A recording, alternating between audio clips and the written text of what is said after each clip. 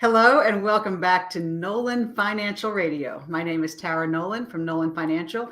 If you're new to the show, welcome. This is an educational show, but Tony and I like to have a lot of fun while we're doing it. If you have a question, though, please feel free to give Chris and I a call at 719-210-4242. And definitely visit my website at www.taraenolan.com, or you can go to www.nolanfinancialpartners.com. We're in that transition phase. But check out the website while you're there. Click on the radio page because we record these shows. And these shows are educational. And we do topics ranging from IRAs to 401ks to Medicare to Social Security. So odds are there's going to be a topic that you're interested about. And it's all about education. While you're there, make sure that you subscribe to the program on Apple Podcasts or Spotify.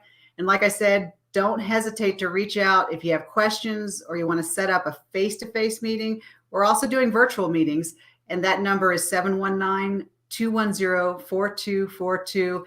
And we love helping people get their plan organized. We're going to have a little fun with today's shows. We're going to talk about some frightful mistakes that could haunt your retirement. So, it's always fun because with finance in this business, there's a lot of people that like to push on the fear button to kind of get you to take action and take care of yourself. But I much prefer to have a little fun. So, oh yeah.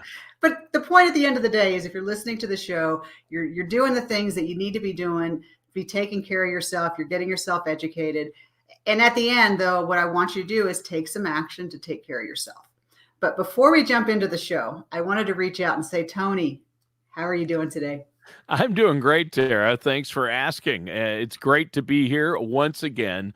Although I will say, Tara, honestly, the last 2 weeks have probably been the busiest 2 weeks I've had since I've done this job. It's in a long time, in a number of years. It's just, I don't know what it is. I don't know if it's been that way for you. Well, I know it has been that way for you with the book and everything else, but I've just been swamped. But I'm hoping to get out and enjoy some fall weather and do a little bit of traveling. But I've been working every weekend and I've got so many projects in the hopper. You know how it gets, right? Oh yeah. Yeah. It's there's so much to do in so little time. Yeah, so many fun things to do. It does seem that way. It really does. So, but otherwise, I can't complain. I've been really great. The family's doing good. How are you and Chris doing? Is Chris behaving himself over there?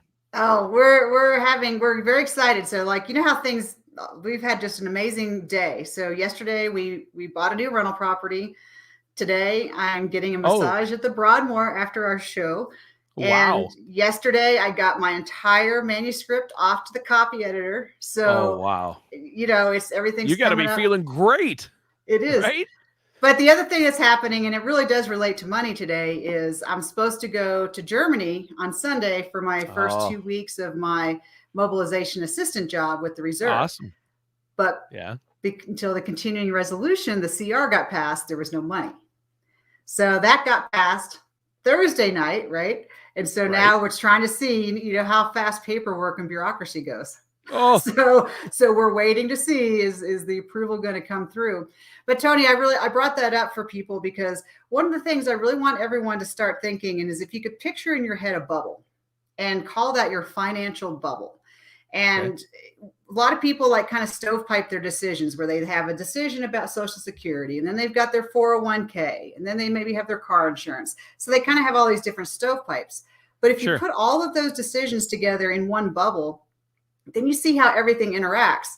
And this is one thing that's gone on with the CR with Congress is they've made it a political football, but the second and third order effects is it helps a lot. It causes a lot of work for a lot of people. It affects a lot of people if the government shuts down, doesn't it? Well, and the thing is because those people usually always end up getting paid, thank goodness. But then you have all this I call it the millabout time, where people could be being productive, but instead they're kind of going, well, are we going to go? Am I not going to go? So for this trip out to Germany, they've got, back-to-back briefings scheduled for me. And then if we can't go, then all those things have to be rescheduled. So it's just like this. Life is hard enough, and then you cause this chaos. It's almost like an artificial thing. Yeah. So what we're looking at here is the government, if they don't approve and agree on a budget, then the to continue, then they have what they call the government shutdown. And sure, people eventually end up getting paid. But like you said, you're giving us a real world example of a huge wrench. I mean, there's people in Germany that are set up to meet with you and train with you and travel plans. And it all hinges on Congress just using the budget and the government as a political football. And if it shuts down, it affects a lot of people, honestly. And it affects the public is the one that they really get hurt by it. And people like you who work for the government, because it just throws a wrench in everything in a lot of ways. It does. And this is where what I want people to take away from it is to think about your financial bubble and just think about all those different financial decisions that you make. When you start putting them together, then you make sure that all the decisions you're making are aligning and creating synergy. That's what it's really about. And that's what I want people to take away from it. Because if you don't, then you have second and third order effects that you don't even think about. Yeah. But when you start looking at it holistically, that's where you really start. I call it, Tony, reaching your maximum financial potential. So all things equal, if you're doing the same activities, wouldn't you like to have your decisions organized so that you're going to come out with the biggest number that you can? Right, obviously. And so that's huge, Tara. And that's what you and Chris do for your clients. And that's why you do the show each week, is to really help people see the way they can maximize obviously things like their retirement savings, their investments, maximize Social Security when it comes to planning that, healthcare, minimizing healthcare costs, minimizing the tax burden. So it all works together in the big picture, like you said, the bubble, and you have all these different outlets and inlets, and you've got to make sure that it's all working together to give you the maximum potential for your money. And that's huge. That's huge. Yeah, and you just reminded me, I was just going through the book last night, and I have this example that's one of the big things I always like to do, Tony, for people is to make sure they have a balance between their growth accounts and their safe money accounts. And I just took a snapshot of the market of 25 years and said, okay, if you have a $600,000 and you let it grow versus if you balance it and say, okay, the years that the market goes down, I'm going to pull from my safe money account and let my stuff in the market grow. And Tony, the difference is if you just pull all that money out of the $600,000 and just pull your money out of the market, you just say $40,000 a year, that account ends up being about $400,000. But if you balance it and so that the year the market's negative, you actually go to your safe money account and pull money there, Tony, that account, that 600,000 in that same time period would grow to 2.9 million. Wow. So it's a huge difference. It's a huge difference. And in the book, I have a lot of case studies like that I go through and just pull sections of the market because it's about understanding the concept. And if you can't control the market because we know it's going to go up and down. But if you can create that balance and say, well, I'm going to have a safe money account for when the market's down, and then I let the market grow. I keep proving it to myself over and over again that giving yourself options really helps. Yeah, it's huge. Obviously. Yeah. You need to have those options. And it's kind of what they call the power of when. So when you take something out of an account makes a big difference, and what account you pull it from makes a big difference. Right. And that's a big part of retirement income planning. And we're talking about, that's kind of our topic, is frightful mistakes that could haunt your retirement. And so that's what you're talking about right there. I mean, pulling it out at the wrong time, or pulling money out in retirement for your retirement income from the wrong funds at the wrong time, that could really haunt your retirement, and that's a mistake, right? And that's something, it's spooky. We're doing a Halloween theme here, but it's spooky. It is, Tony, and it just dovetails right into that thing. Is there's a lot of people that I meet with now that have done an excellent job creating a good 401k at work. The thing is, Tony, that's all they have, so they have no balance, and so it's like that old adage: you don't want to put all your eggs in one basket. Right. And so that's a lot of the holistic planning to look at is, okay, you've done a fabulous job creating this 401k, but what's your balance, and how are you going to handle the down years, and how are you going to spend that money? And that's a big mistake I see a lot of people making, is that they have all their money in one account, and it's great right up until it's not. Yeah. Yeah. So that's a big mistake that people do make in retirement. And I think it leads to another mistake, which is trying to go it on their own, not working with a financial services professional like yourself, like you and Chris. You need somebody that's going to help you look at that big picture and help you make the right decisions. Correct? That's what you Well, need. Tony, it's interesting because writing the book, like, you don't realize how much you know until you start to write a book. Yeah. And then I just looking at it, I'm like, finance, I'm not saying that someone couldn't learn how to do it. It's just a lot to learn. And the thing is, it's so interconnected. So if you make Yes. this decision, it affects these other decisions over here. And there's no reason you would know that just off the top of your head. And writing the book, I'm trying to keep it as simple as possible, but I've got a lot more. I've had to put a lot more examples in, and I've got references, because there's a lot of information to know. And that's one of the big things is, as I'm going through the case studies, anytime I see somebody that works with a professional, they end up at the end with more. Their financial bubble gets bigger because there's all these experts helping them with the things they didn't know.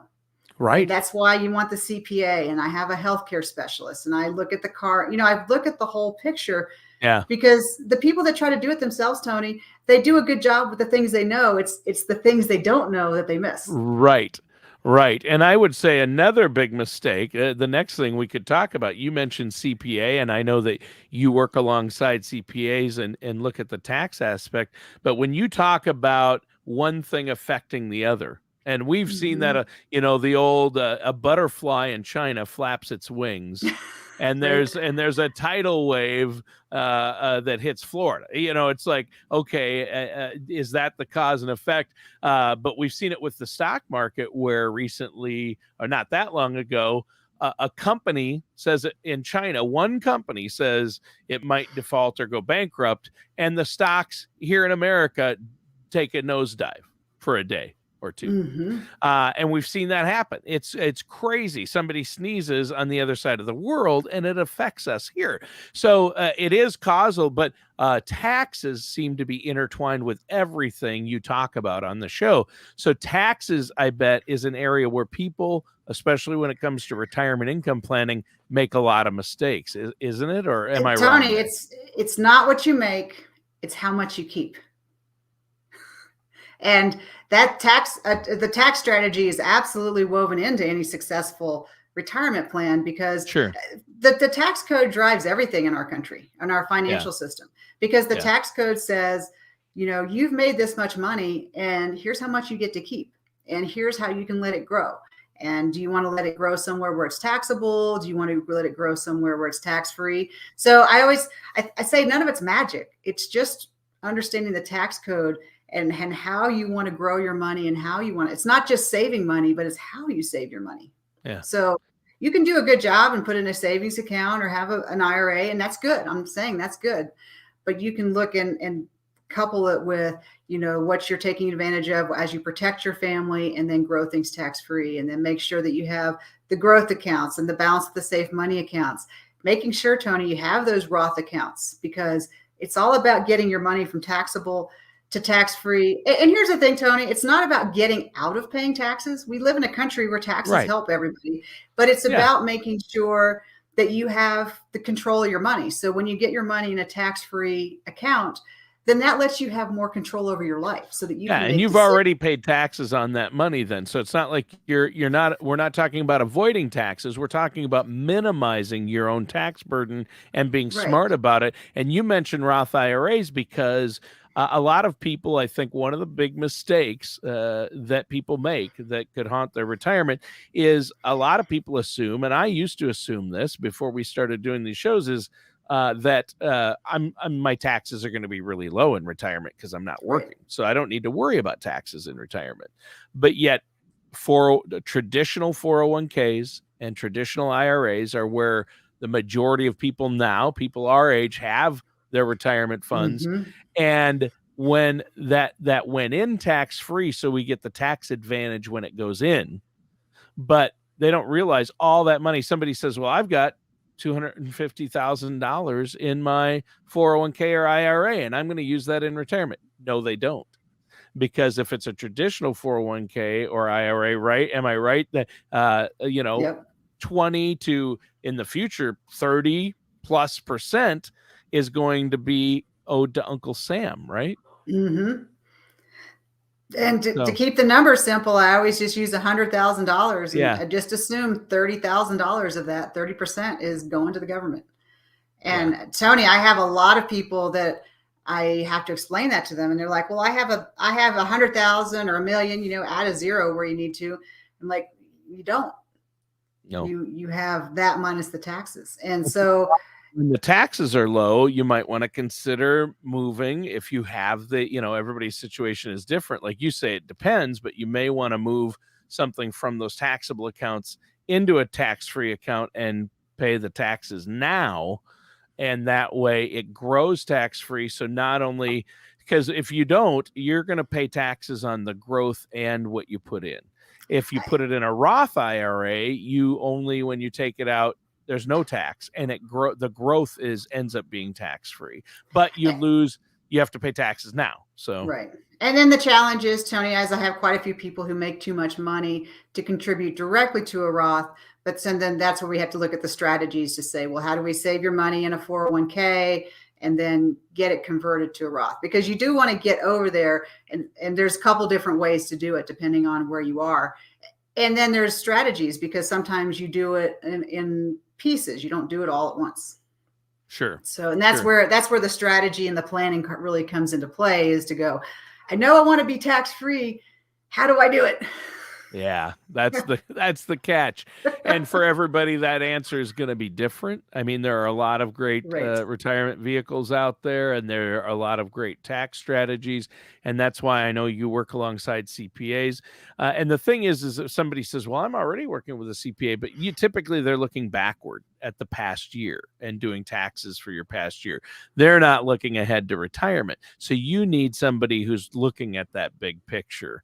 And it, just like you said, it's that bubble that everything's in and getting it interconnected to save money. I like that analogy too. So if we had a minute, Tony, I was going to share with you this concept of lost opportunity cost. Are you familiar with that?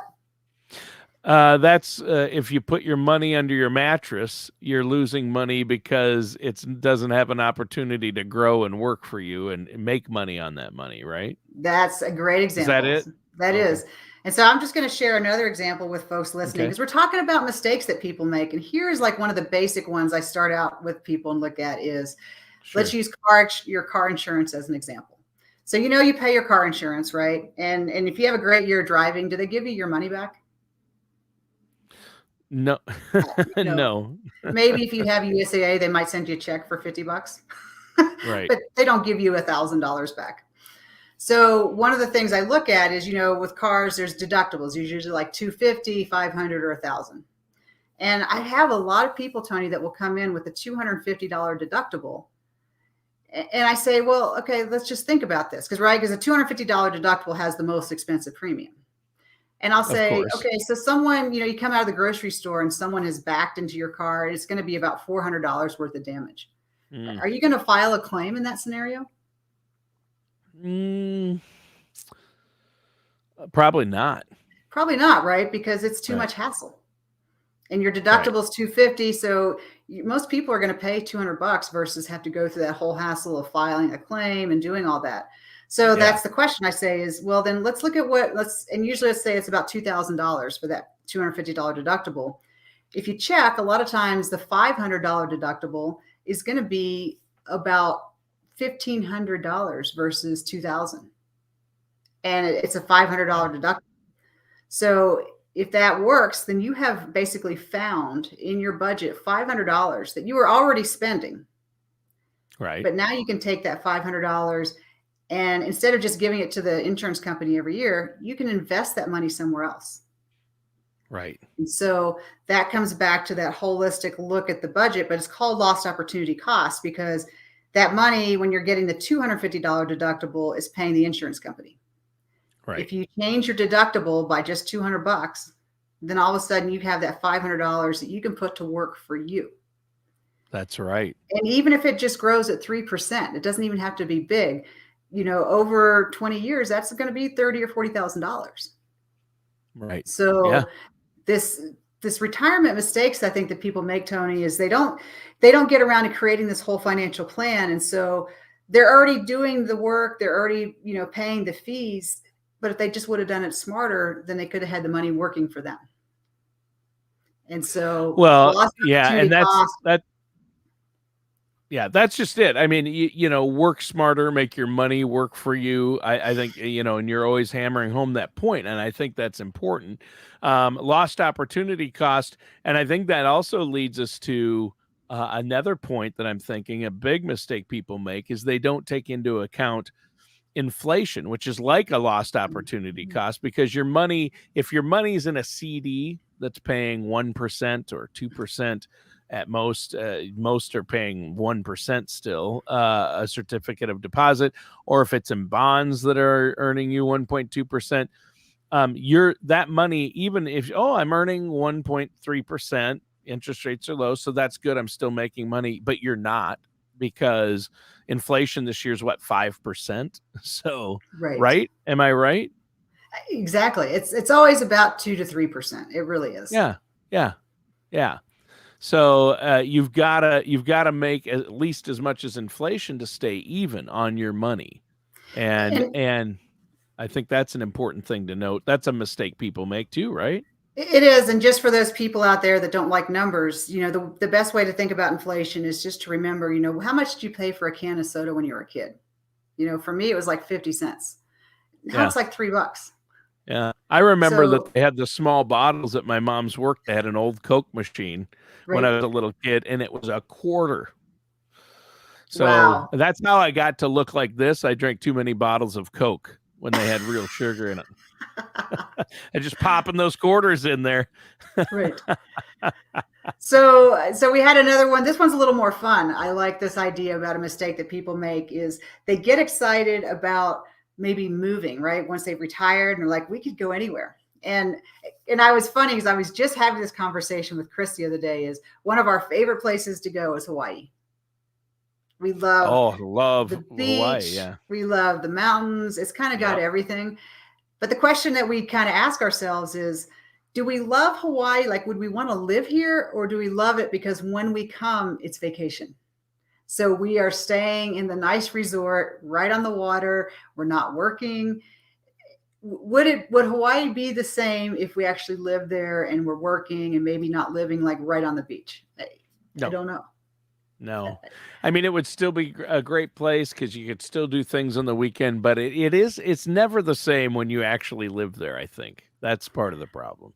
And I had to remember when I was a lieutenant at Eglin Air Force Base in Fort Walton Beach, Florida, I lived at spring break. And so I remember back then it was kind of a bummer because, when everyone was there having spring break, I had to go to work. Yeah, that's tough. Yeah. So it's always interesting to think about it. But this is something that people will do sometimes is they get retired and they get excited and you that giddy feeling. You're like, oh, the first time in my life where I can make just a choice for myself again. Right. And then they, I'm going to move to Florida. It's really important to kind of try to go visit, maybe even try it on for a couple months and see if you really like it before you commit to purchasing a home. Yeah, that's a good point, Tara. Relocating is an area where I think a lot of people make mistakes that could affect their retirement because we have this idea in our head. We see the ads for retirement where this, they look like they're maybe late 50s, early 60s couple holding hands, white hair flowing, walking along a beach with their chinos rolled up and their bare feet in the water. And you're like, oh, that's retirement. It's idyllic, right? It's an ideal situation. But that's not real life. And not all of us want that for our retirement. So like you say, I love that. Visit the places that you're thinking about going. I mean, I always said, I'd love to live in Key West, but you need to spend a couple of weeks there before you really think, can I live here? Right. And look Right. at the costs and look at where you're at. There's a lot of things. And I think before somebody relocates, they need to involve, especially relocating for retirement, they have to sit down with their financial services professional. If they don't have one, they should give you a call and set up a meeting with you and Chris. If they already have one, get a second opinion from you and Chris on where they're at and their plan, or if they're already working with you, sit down with you and say, we're thinking about doing this. And you look at where they're at financially and the plan that you'll put in place for them and say, okay, instead of Hawaii, based on cost of living and taxes, you may have to reconsider and you may have to move to Florida, or Arizona might be a better pick, or if Right. you like the Western ideal, maybe somewhere in South Dakota where there's no state taxes and you've got the Badlands and horseback riding and buffalo and great national parks. And so you have to make those decisions. And I think it's all financial and it has to be part of the overall plan, right? It definitely does, Tony. And that kind of brings me to the next big thing I see a lot of people, the mistake that's made in retirement planning. I think a lot of people just go, well, I'm just going to keep working. And we talk a lot on this show. We've had a couple of shows about you want to ideally get to the place where you can retire and then you can choose to keep working. But I think, Tony, a lot of people are just like, well, I don't need to worry about creating a plan. I don't need to worry about saving because I'm just going to keep working. But the reality is a lot of people intend to work past 65, but it's really like about 1 in 5 just aren't able to. And the thing is, Tony, is there's a lot of reasons. It could be a medical reason. It could be having to go take care of elderly parents. It could be the downsizing of your company. So I don't like to see people put all their eggs in one basket and have a plan that is contingent on, I'm just going to keep working. Because what happens if that doesn't pan out? What's your backup plan? Yeah. Plus, you can't take, if you're working in like full time, you can't take Social Security and work full time because they'll just take that money back. So there's a lot of things that play into it. But Tara, we're almost out of time, and we haven't taken time to let our listeners know how to get a hold of you, and we need to do that before we go. So today's show, we got excited. This is a fun show because talking about how do you make a plan for success. So Tony, I would say if you're listening to the show today, give me a call, 719-210-4242. That's 719-210-4242. Or you can contact me through the website, www.nolanfinancialpartners.com. For those people listening today that either if you have a plan and you need a second opinion, but most of those people out there is you probably don't have a plan. And those are the people that I want to look at and just think about that holistic financial bubble. And you want to know if all your decisions are being maximized. And I just really, those are the people, Tony, we really can help. And I get excited about it. But that number is 719-210-4242 to set up that complimentary discovery call. All right. Thanks, Tara. And that does it for today's episode of Nolan Financial Radio with our host, Tara Nolan. Join us again soon for another episode of Nolan Financial Radio. Take care, and we'll talk with you next time.